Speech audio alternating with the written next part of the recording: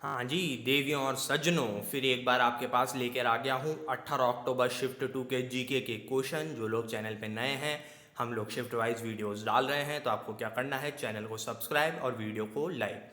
दोस्तों, ये वीडियो में है अभी 7:20 पे रिकॉर्ड कर रहा हूँ। सेकेंड शिफ्ट ख़त्म होने के बाद भी, इतने समय रुकने के बाद भी मुझे मैक्सिमम 15 क्वेश्चन ही पता चल पाए हैं, क्योंकि स्टूडेंट क्वेश्चन नहीं भेज रहे हैं, तो उसके लिए I am very sorry.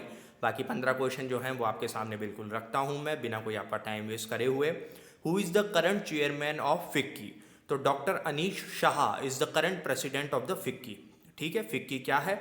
Indian federation of Indian chambers of commerce and industry. ये एक्चुअली है क्या? जब ब्रिटिशर्स के समय ही इसकी स्थापना हो गई थी, जो भारत के जितने भी उद्योगपति थे उसके उस समय के, जैसे टाटास हो गए, बिरलास हो गए, उन्होंने साथ में आए और एक यूनियन बनाई थी, ताकि उनके जो कमर्शियल हित हैं उनका संरक्षण करा जाए, ब्रिटिशर्स के साथ लॉबी करी जाए। और प्रेजेंट में ये इंडियन गवर्नमेंट के साथ लॉबी करती है इंडस्ट्रियलिस्ट को फेवर करने के लिए, ताकि अच्छी पॉलिसीज़ निकाली जा सकें। ठीक है, तो इसके चेयरमैन कौन है? वो इस समय अनीश शाह हैं। और अनीश शाह जी एट प्रेजेंट वो CEO and managing director of Mahindra and Mahindra, जो अपनी गाड़ियाँ आती हैं उसके सीईओ भी हैं।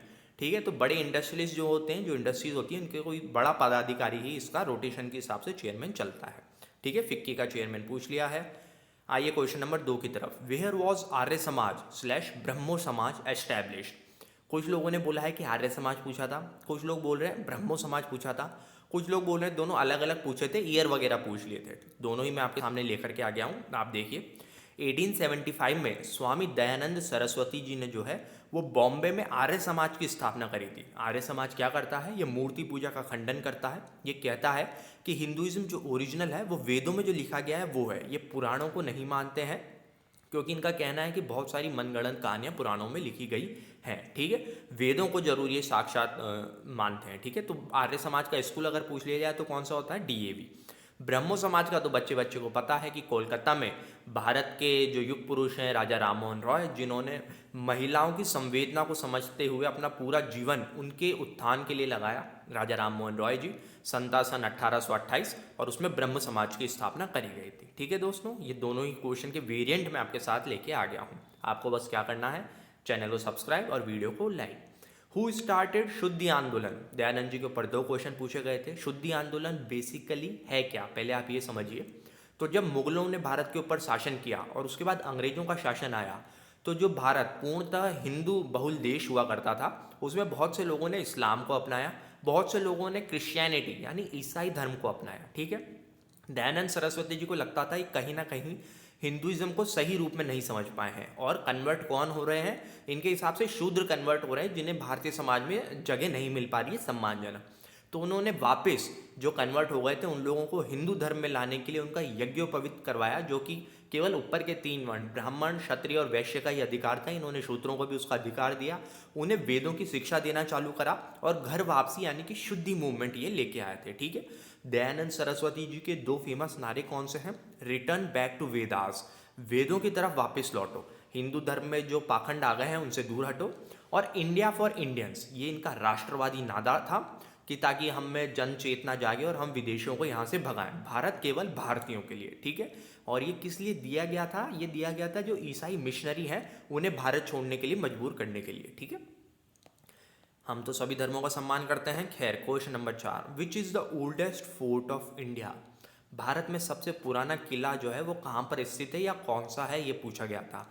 किला सुनते ही आपका दिमाग बिल्कुल राजस्थान की तरफ दौड़ना चाहिए, कि किलों का देश तो एक ही है, हमारा राजपूताना राजस्थान, लेकिन इसका आंसर ये नहीं है।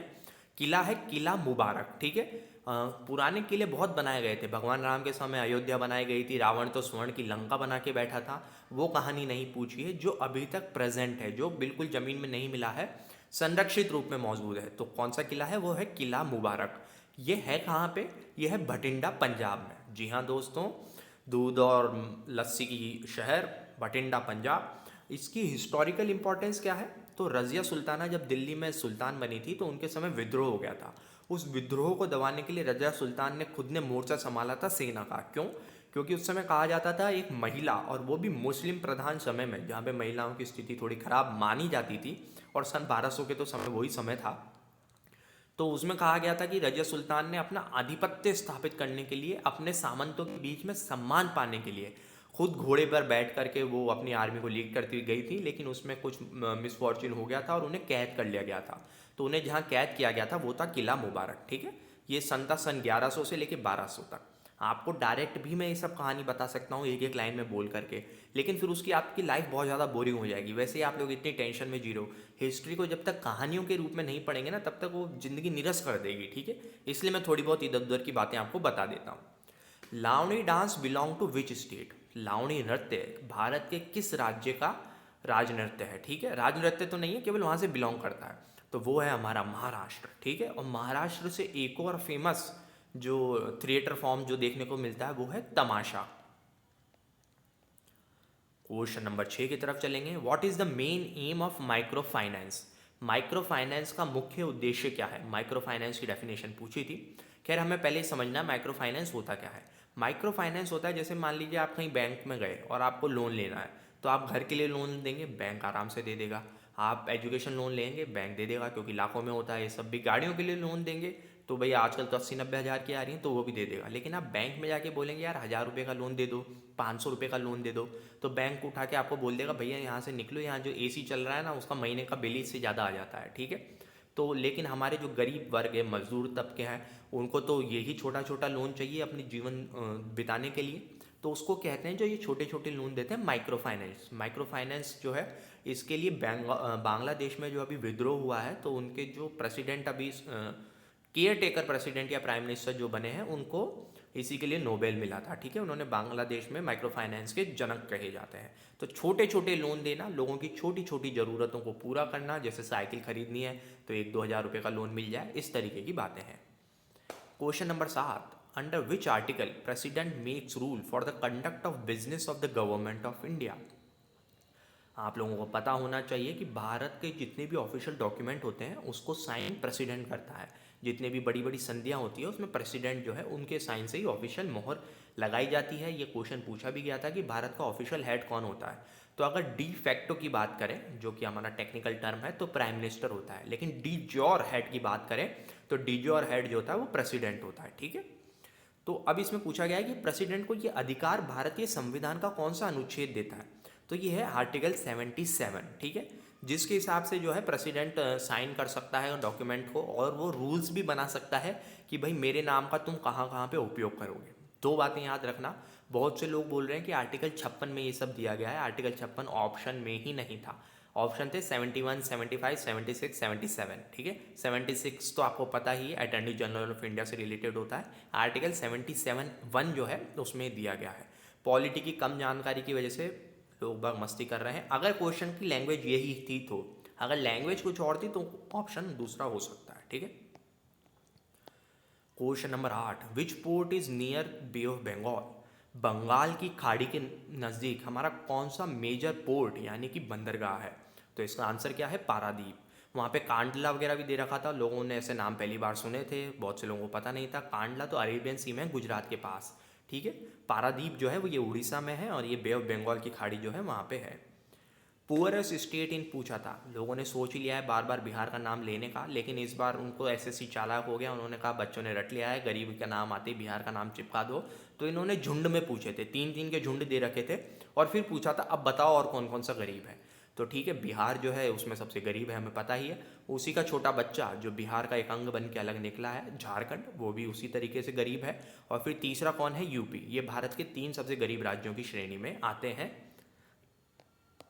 आइए दोस्तों, अगर आपको अच्छा लग रहा है तो वीडियो को लाइक कर दें, चैनल को सब्सक्राइब जरूर कर लें। आप लोग सब्सक्राइब कम कर रहे हैं। Whose birthday celebrated as teachers day? Teachers day किसकी बर्थडे के रूप में मनाया जाता है? तो वो थे none other than Bharat Ratna Sarvepalli Radhakrishnan ji. और टीचर्स डे आता कब है? वो आता है 5 सितंबर को, अभी अभी निकला है। वैसे ये वीडियो बनाते बनाते हम भी थोड़े बहुत टीचर तो हो ही गए हैं। Second president of India from 1962 to 1967, ठीक है। ये सेकंड प्रेसिडेंट बने थे भारत के 62 से लेकर 67 में। और इससे पहले ये क्या थे? ये भारत के पहले वाइस प्रेसिडेंट थे। इसका कार्यकाल था 1952 से लेकर 1962 तक, 10 साल तक, ठीक है। He received knighthood. अच्छा, इन्हें सम्मान क्या क्या मिला है?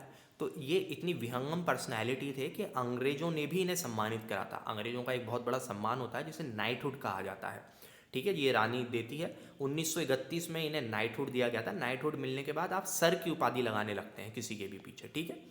फिर होता है भारत रत्न। भारत रत्न कब मिला था इन्हें? सन 1954 में। ये कहानी सारी हमें याद रखनी है। हाँ, भारतीय संविधान में जो है वो किसी भी प्रकार का टाइटल लगाने की इजाज़त नहीं है, तो फिर इन्हें सर सर्वपल्ली राधाकृष्णन नहीं कहा जाता है, लेकिन 1947 से पहले इन्हें सर सर्वपल्ली राधाकृष्णन कहा जाता था, ठीक है। क्वेश्चन नंबर 11 की तरफ चलते हैं। वकील या फिर कोर्ट पोएट कौन था अकबर का? वकील का मतलब कोर्ट पोएट नहीं होता है इंग्लिश में। कुछ लोग बोल रहे थे कि वकील पूछा था, जो कि सीजीएल का रिपीटेड है 2024 का, और कुछ लोग बोल रहे हैं कोर्ट पोएट पूछा था अकबर का, तो दोनों ही लेकर के आ गया हूँ। आप देखिए, वकील का मतलब होता है किसी की तरफ से पैरवी करना। उस समय तो राजा ही कोर्ट होता था, तो उसको तो वकील नहीं चाहिए, लेकिन केयर टेकर आज के समय में आप समझ लीजिए तो वो थे बैरम खान साहब। और अगर कोई राज कवि पूछ ले तो वो थे हमारे तानसेन जी, ठीक है। सन 1556 में अकबर वर्सेस हेमू हुआ था, सेकंड बैटल ऑफ पानीपत, और थर्ड बैटल ऑफ पानीपत 1731 में हुआ था। ये वाली बातें भी हमें याद रखनी है।